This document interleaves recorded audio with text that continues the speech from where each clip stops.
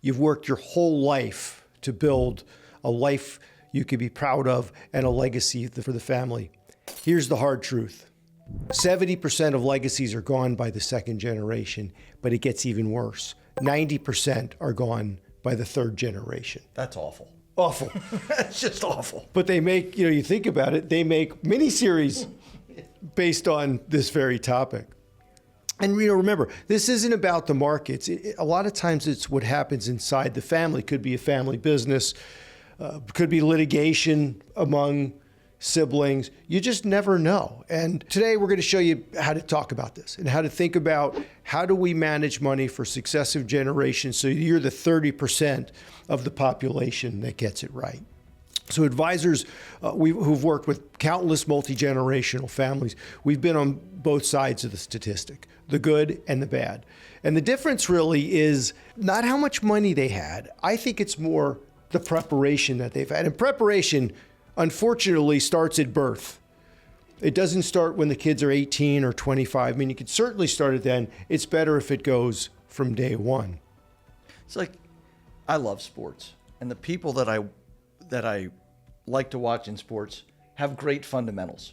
That's why they're in the professional ranks. The people that are successful with money were taught great fundamentals at a young age. The problem is way too many people have no solid fundamental base in terms of how to manage and handle their money. And that's where it breaks down. And that goes for wealthy parents too. I mean, sometimes people are successful despite poor fundamentals. That's usually the exception, not the rule.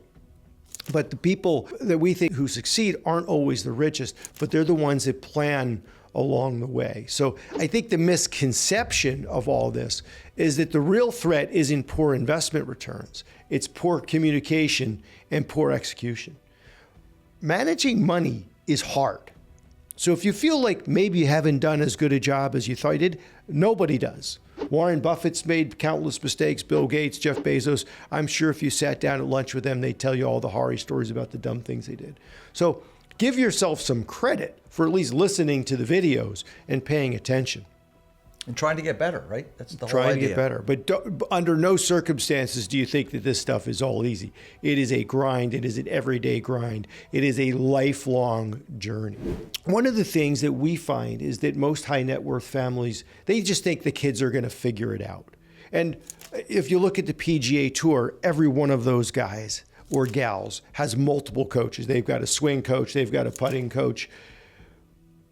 Everybody, we think, should have coaches along the way. Yeah, they have a fitness coach. They have a mental coach. They have some of them 8 or 10 coaches. Yeah, it's so crazy. Does it make sense for you to have a coach to help you figure it out? I mean, give it enough time, over 300 or 400 years, you'd figure out all the mistakes you can make, but we don't have that kind of time.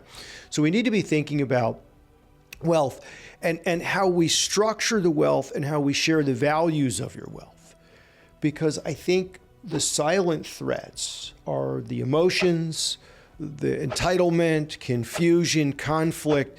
All those things can turn everything south and create division. I mean, there's a story. I was at a conference a few years back, and this attorney told a story about a family that had $7 million. And in the $7 million was a grandfather clock.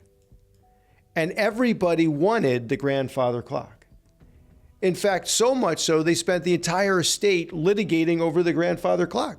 I mean, we laugh at things like this. Can't make it up. But you can't make it up.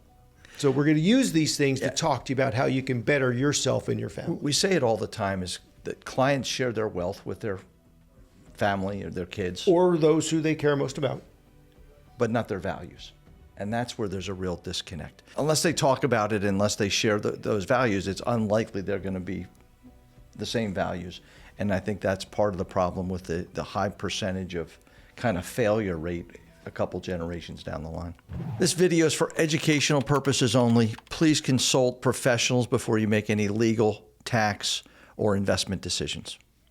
So let's go back to that study by the Williams Group, where 70% of wealthy families lose their wealth by the second generation and 90% by the third.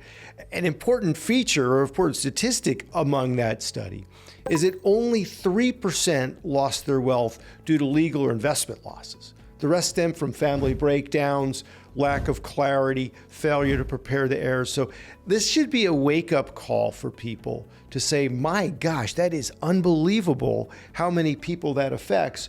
How about I do whatever I can to not have it affect me and my family? Yeah, you want to be on the other end of that statistic for sure. Right. And I think what you have to do is think about, all right, what can I do? What are some of the things that I can do to put myself in the 30% who doesn't fail?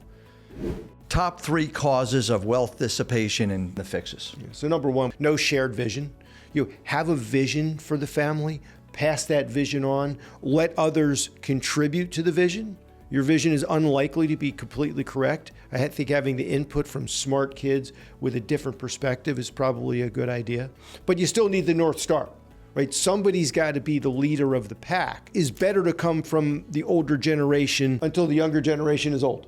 I think the tendency is in a lot of families for the parents to keep things a secret. I don't want my kids to know. And there comes a point in time for everybody that the kids need to know, and that could be too late. So the sooner the better. Yeah, it's a communication breakdown. You hear about failed marriages because of a communication breakdown. It's same thing here. If you don't share with the kids what you want, what you have, what you would like to see, it's not going to get executed accordingly. So best practice, family meeting. The most underutilized, underestimated thing in any of the planning that we do is the family meeting. It allows you to share your values. It allows you to share all the hard work and what you want done with the money. It's more than just dollars. Yeah, it's amazing how many people have trepidations to have a family meeting and then are so thankful afterwards that they did. And then we see the positive outcomes as things unfold. I have a very, very smart client. He grew up in Brooklyn, and he's just a street smart, witty guy. And we had talked about a family meeting. And what I think is interesting is he said, I don't want to be there. I said, why don't you want to be there? He said, I don't want them to not say something about me because I'm there. And I thought, genius. And we did. We had a family meeting with that. It was terribly productive. And then they all talked about it afterward. So number 2. Financial illiteracy, expensive mistakes. You inherit wealth without preparation. You make poor choices accordingly. So I think one of the mistakes is leaving money to somebody without an instruction manual. Just assuming they'll make the right decisions. Here's the money, have at it. Usually not the best structure. So I think unlikely to work out well. I think a best practice is, as you're planning to pass money on, and again, remember, this could happen tomorrow and it could happen 10 years or 20 years down the road. We don't know. One of the great mysteries of life is our funeral date. So I think getting people prepared for that's extremely important. Yeah, I had a situation where a client gave his son and daughter $10,000 a year for a number of years, and then 5 years later asked to see the statements or what they did with it. The son had $70,000. The daughter had a pool and a car. Crazy story, though. He stopped giving him money because he was mad at the daughter. I said, how's that fair to your son? He said, I don't care. Yeah. So, I mean, we joke about these things, but this is the real world. This is what happens. A psychologist client of ours once said, every family is dysfunctional. I sat back and I thought, you know what? She's right. Everyone. There's some one way, shape, or form. So, again, best practice, start teaching the fundamentals and the frameworks now, not just telling the kids about what the account balances are. Lack of governance. The family drifts. Yeah, it's chaos. Again, if no one's in charge, then chaos takes over. And what we see is, again, ordinarily with multiple kids, mom or dad picks the kid. So in our family, from a power of attorney standpoint, my mom and dad named our older sister. She handles everything for my mom. Our dad passed away. She's the best person for the job, no question. When they die, Sam and I are the executors. Why? Well, we're attuned to this. So having somebody in charge to pick up the pieces and set everything forth is immensely important. And I think, you look at the mistakes that are made, and sometimes equal distribution for people without roles or clarity, it can lead to conflict. And when there's conflict among siblings, guess where the conflict is even worse? the siblings' spouses. I walk home and I tell my wife and she says, "What did your sister?" And it just exacerbates things. And again, we laugh, but these are the things that happen. I always say that the spouses make the snowballs and the kids throw them at each other. So true. So, one of the things that you can do, and what we try to do for folks like you, is we try to be the point person.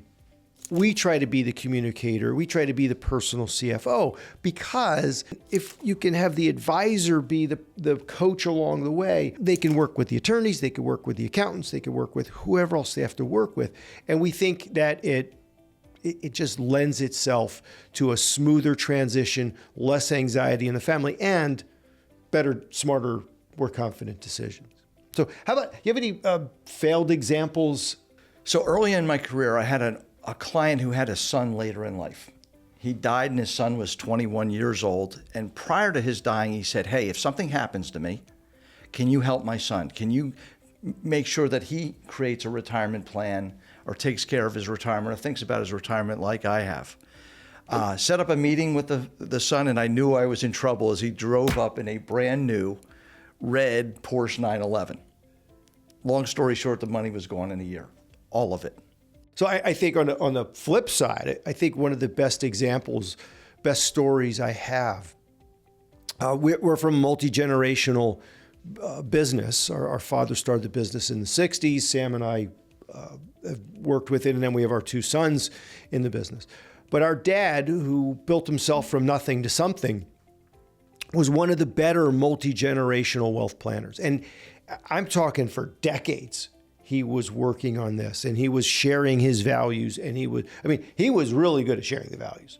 And he was a great communicator, and that it showed up. Yeah, and he forced us to be good with money, forced us to make good decisions, tested us on making good decisions. Anyway, he was stricken ill in 2019.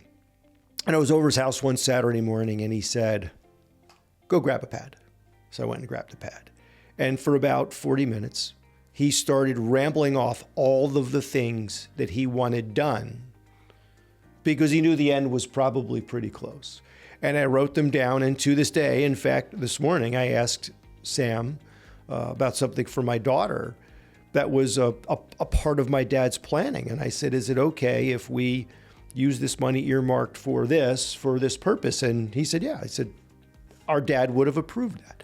So you start to think about this, how it can go wrong and how it can go right. And the fact that our dad made these really smart decisions that saved the family lots of money in taxes and benefited the grandkids. It's amazing what happens when you know the rules and you have somebody guiding you along the way in terms of what can be done. So what do you do? What's next for you? I think you ask yourself, what are my values? What do I, or we, what do you collectively want to pass along? What do you want to have shared with the family? What do you want to create? I think you create a meeting. You create a space for a discussion. One of our good buddies, they have quarterly family meetings. Now, they have lots of wealth, but again, I think it's extremely important to start to think about this. Identification. Identify who may be most financially vulnerable and who may be the least financially vulnerable. Who makes good financial decisions, who doesn't, and start to put those people in places to succeed. You talked about every family is dysfunctional as a quote of, was it one of your clients? Yeah. So don't be embarrassed if you have a situation where one of your children or a couple of your children aren't going to be good with money, are going to be vulnerable to making poor decisions. Don't hide from that. Attack it and protect them from themselves. And embrace it. Yeah. It's funny. Every kid is different. But you can have a family with 4 kids and 2 are terrific with money and 2 can't balance a checkbook. And it's same upbringing, same house, same everything. But they do other things well, right? And not everybody's good at numbers and not everybody's good with money.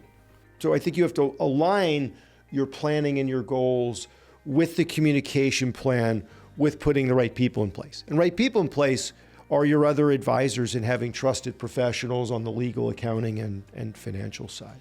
So again, I think when you look at this and you say to yourself, in terms of a meaningful legacy, passing down the wealth is really easy. Passing down the values is hard. Anything in life worth doing is hard.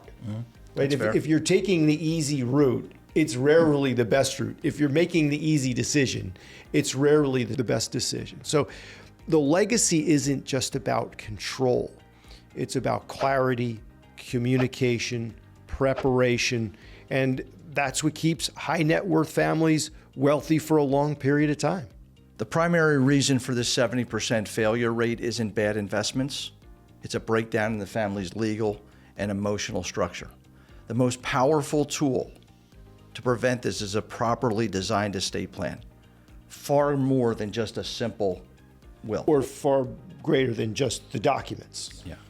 To learn about the legal layers the wealthy use to protect their families, watch this video next. Click here to continue.